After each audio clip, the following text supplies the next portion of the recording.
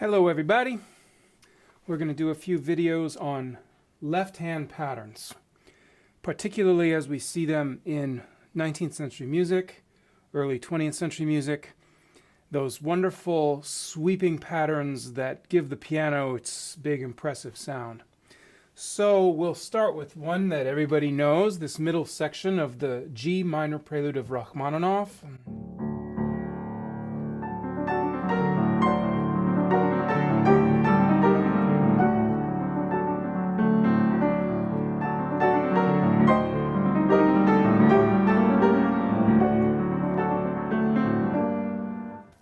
So the left hand is carrying out a couple of different functions. Of course, it is providing the lowest note in the harmonic structure, the bass line, and in this case that stays on the dominant for a long time. We're just kind of hanging out down there. So it's providing that low note. Of course, it's also providing the inner harmonies as they move up and down.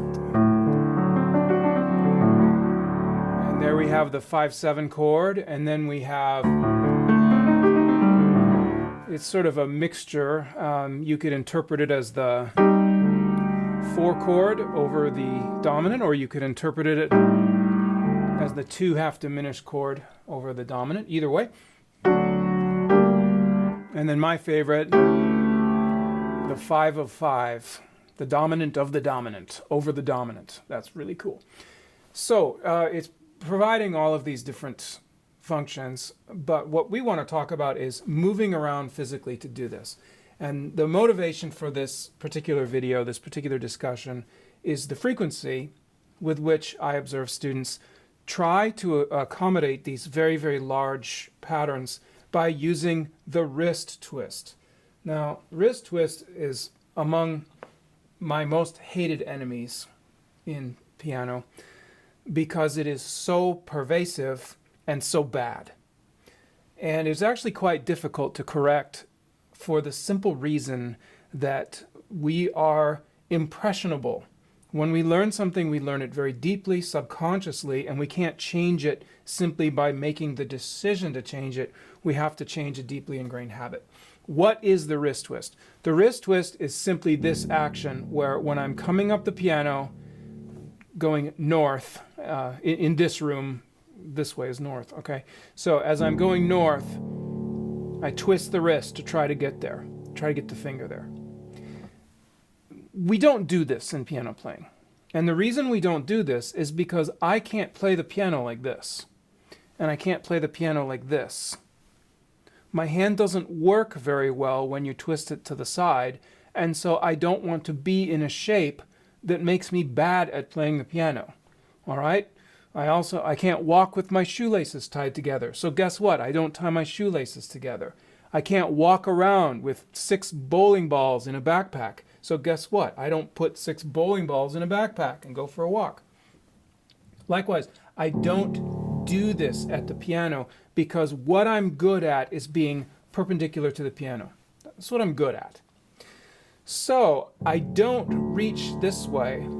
And if you think about how illogical this is, you know, what would possibly be the reason for trying to get there this way? Well, I can think of two reasons. One is I don't know my way around the piano keyboard and I need to hold on to one thing until I find another thing. Aha, there it is.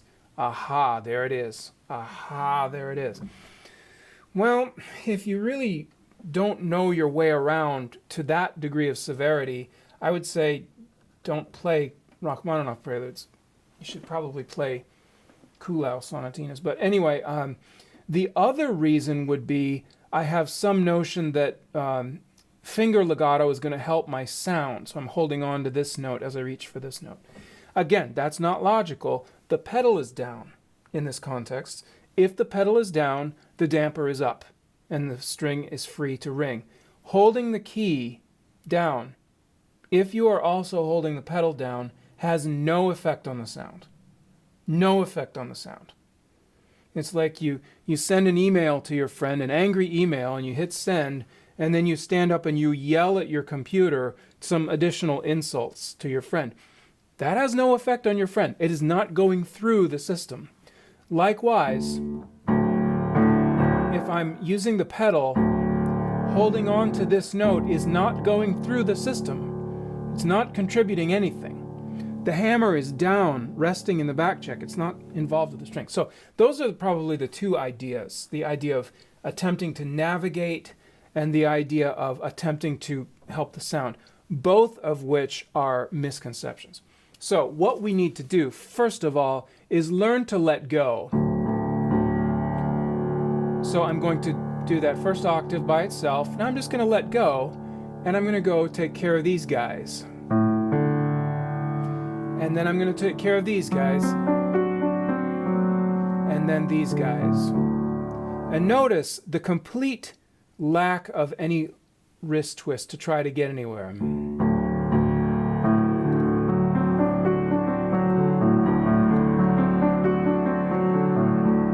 Okay? Likewise, I think the rest of these chords. And finally, where is it? I've got my score here and I'm looking for it. There it is. Okay? So there's no need for any of that. I'll put it all together and we can just watch this.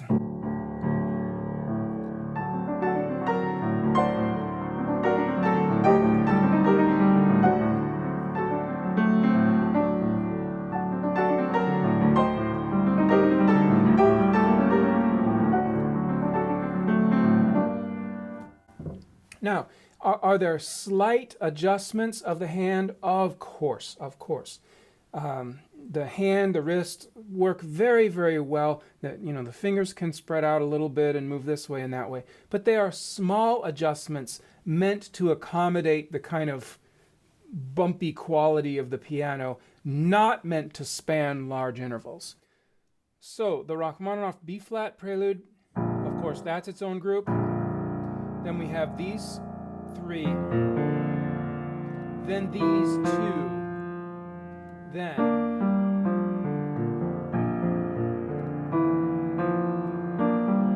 and these two don't go with those. They're all by themselves. They're too far down and too far out on the white, so they can't be in the same group. So one group, one group, one group, one group, one group.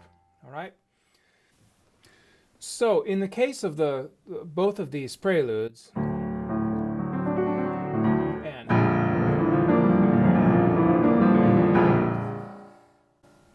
you have to practice them slowly and be very, very conscious of the release and of not trying to cling to the piano as you go from one group to the next.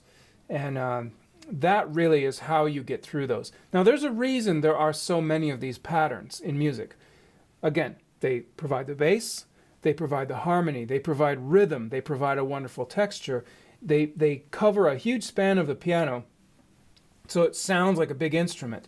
And they're in, piece after piece after piece in the Romantic. So I think the reason they are so ubiquitous is they work so well, and if you group them properly without wrist twist, they're actually quite easy. They're quite comfortable. I like playing these. They feel very good. They feel comfortable. The B flat's one of my favorite pieces.